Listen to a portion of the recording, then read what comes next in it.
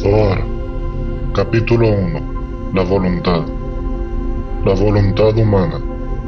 El concepto de razón, voluntad, posee un profundo significado dentro de la Cábala, mucho más amplio del conocido. Si observamos a nuestro alrededor, veremos que toda la realidad atravesó este mismo proceso. Cuando un hombre construye una casa, una fábrica, pavimenta una calle o efectúa tareas simples como escribir una carta o preparar una cena, existe todo ello un cierto orden, un pasaje gradual y constante de dichos pasos. Número 1. La voluntad de obrar. Número 2. El pensamiento, que abarca los niveles de planeamiento y sus propósitos. Y número 3. La realización de la idea, es decir, su implementación. Voluntad y capacidad. En todos los casos, la voluntad implica lograr un objetivo determinado, y es precisamente dicho objetivo el que a su vez limita la voluntad. Tomemos el caso de un ingeniero que quiso construir un puente estrecho, y así lo construyó de acuerdo a este fin, aunque estuviera capacitado para hacer un puente mucho mayor. En resumen, A. De acuerdo con su acción podemos conocer la voluntad del individuo. B. A través de sus actos no podemos reconocer la magnitud de su potencial y su capacidad. C. El objetivo y el fin que desea alcanzar por medio de su labor son los que limitan su voluntad y su acción. Dos aspectos de la voluntad.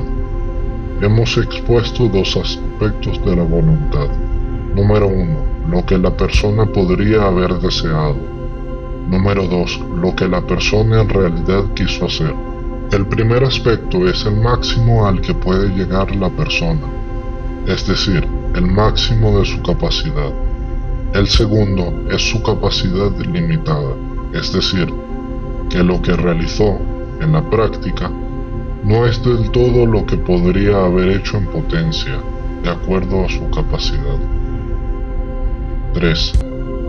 La creación del mundo. Revelación de la voluntad divina. Hasta aquí nos referimos a la voluntad del hombre y a su creatividad. Pasemos a considerar la voluntad y creatividad divinas. El mundo en el cual vivimos y que ha sido creado en 6 días, ha atravesado también los niveles anteriormente expuestos. Al principio existió la voluntad divina de crear el mundo. La voluntad, al igual que el pensamiento, es algo oculto, conocido solo por su dueño. La voluntad del hombre es su pura esencia, y éste puede revelarse y expresarse de tal modo que los otros la conozcan e incluso la compartan con él. De modo similar, la creación del mundo es una revelación de la voluntad del Creador, es decir, que a través de la creación del mundo se revela que hubo una voluntad precedente de crearlo. No podemos sacar ninguna conclusión sobre la capacidad divina basándonos en su creación. Más aún, si creemos que la capacidad divina y su voluntad son infinitas, nada le impediría crear otro mundo, mejor aún y más perfecto. Pero si a pesar de todo, Él creó el mundo tal como es, se debe a que limitó su voluntad en función de su objetivo. Vemos así que Dios limitó su voluntad y conformó el mundo, no de acuerdo a sus facultades, sino que se impuso una autolimitación con el objetivo de crear el mundo acorde a su propósito. La voluntad simple, Ein Sof, y la voluntad limitada. Tenemos aquí dos aspectos de la voluntad divina. A. La voluntad divina ilimitada. Y B. La voluntad divina limitada. Al primer aspecto los cabalistas lo denominan voluntad simple o Ein Sof, infinito, y al segundo lo llaman Sefirot, emanaciones, es decir, el Eterno creó un mundo limitado a través de su voluntad limitada o Sefirot. El tema de la Sefirot es fundamental en la comprensión del estudio de la Cábala, y más adelante le dedicaremos un capítulo especial. Pero señalaremos aquí que las Sefirot pueden ser definidas como segmentos de la voluntad limitada, es decir, la creación del mundo es la manifestación de la voluntad divina de crearlo. El Eterno quiso crear un mundo carente y defectuoso para que los seres humanos, dotados de libre albedrío, corrijan su imperfección a través del servicio al Creador. Si hubiese creado el mundo de acuerdo con su magnitud y omnipotencia, él mismo sería perfecto y no cabría lugar para el trabajo espiritual del hombre. En otras palabras, el Creador reveló solo su voluntad y su capacidad limitada.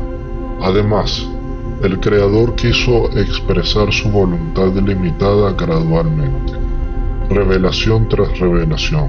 Las 10 Sefirot son los poderes a través de los cuales el Eterno creó los mundos, y ellos son el instrumento a través del cual se revela su voluntad limitada, y por medio de quienes creó un universo limitado e imperfecto.